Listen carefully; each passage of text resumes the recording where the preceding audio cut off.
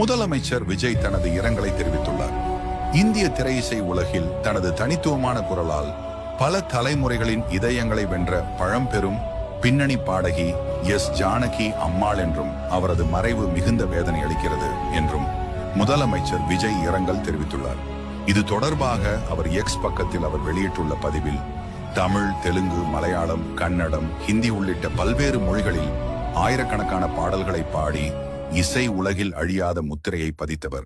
பலமுறை தேசிய திரைப்பட விருதுகள் உள்பட எண்ணற்ற உயரிய விருதுகளை பெற்ற அவர் தனது இனிமையான குரல், பல உணர்வுகளை வெளிப்படுத்தும் அபார திறன் கொண்டவர் மற்றும் அவரது இசைக்கான அர்ப்பணிப்பால் ரசிகர்களின் மனங்களில் என்றும் நிலைத்திருப்பார் என்று பதிவிட்டுள்ளார்.